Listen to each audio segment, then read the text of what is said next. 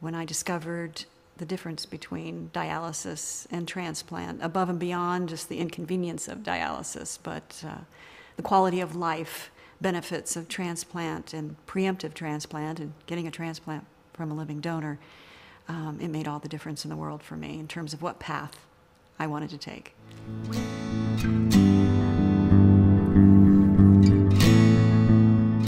Whether you're a living donor or become a deceased donor. I'm very passionate about it because of being a nurse and seeing all of the good and positive stories that come from organ donation. Melissa Blevins runs the solid organ transplant unit at Mayo Clinic in Phoenix, Arizona. Every day she hears about people who die because no donor organs were available. And the day she saw 2 little children die for that reason, her life changed forever. Turned a corner for me, and I thought, you know, we've just got to do more. I've got to do more.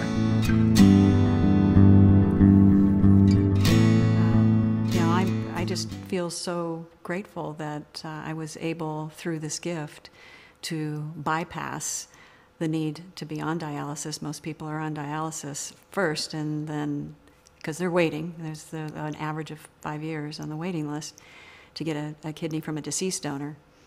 And Melissa's gift allowed me to give someone else my place in line.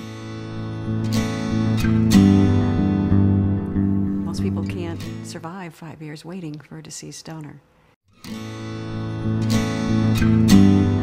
It occurred to me, okay, well, I'm not really walking the talk here. And so it was really an opportunity to walk the talk. And then I met Risa, and we just clicked, and it was as if all of my intention funneled into that one encounter.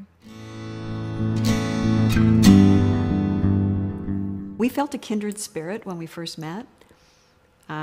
We didn't realize that the lab results would tell us that we're not only kindred spirits, but we are sister-like in HLA matching.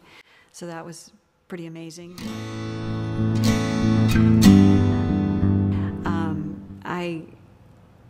It was the last thing that I ever expected, and yet when she had offered, it was like the best thing that ever happened to me in my whole life. And that missing piece of the puzzle was just slipped into place.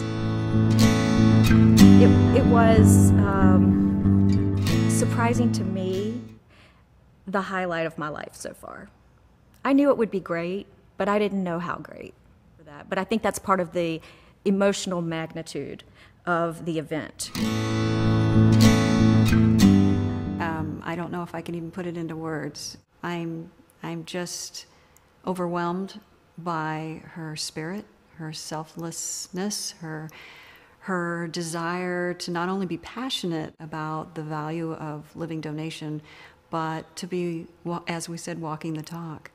It's extraordinary to have somebody in your life that was willing to not just go the distance, to go above and beyond and give me life, give me a new chance at life, and optimize my remaining years.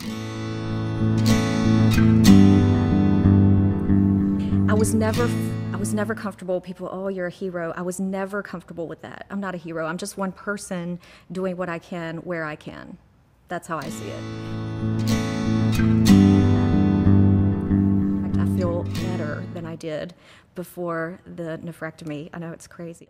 But I feel good when I think of Risa, when I see her, just to watch her bounce back metabolically. That is the gift for me.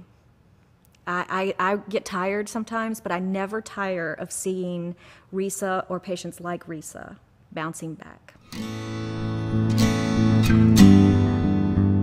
Me, success would look like if other people would look at me and say, oh, if she can do that, I can do that. Oh my gosh, I feel like I have a new lease on life. I didn't imagine how, I knew that my life was going to get better. And initially after transplant, you have to get the meds right. And you've just had for me, I had my native kidneys out, so it was a little larger surgery.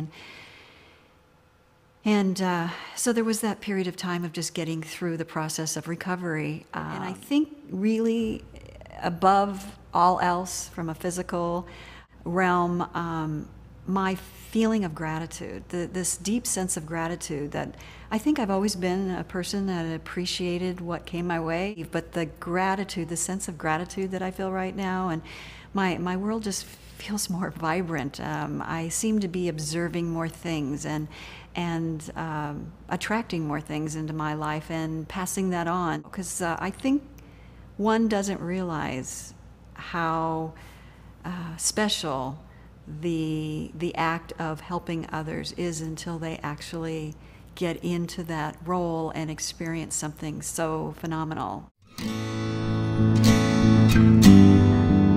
immunosuppressant drugs right now, which of course will be my course of life, and my body has seemed to say, okay, I get the new plan. Initially it wasn't sure it liked the new plan. Being proactive. Staying ahead of the 8 ball, staying ahead of my disease. Instead of chasing my health, I decided to step outside that box and say, okay, what can I do?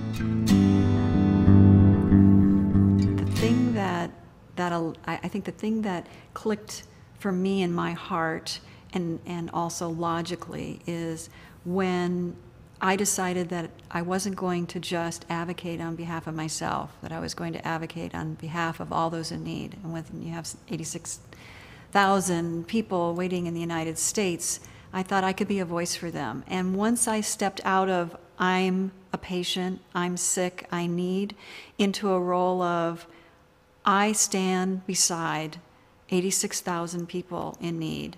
And if I can make a difference, like Melissa has made a difference, ultimately our messages will allow others to say, wow, if they were able to do that, if she could achieve that, perhaps I can too. And right now I'm a voice for those behind me.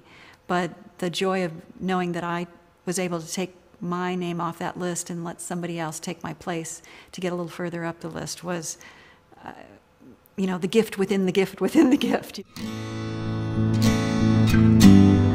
Believe in, this is what I stand for, and I made it real.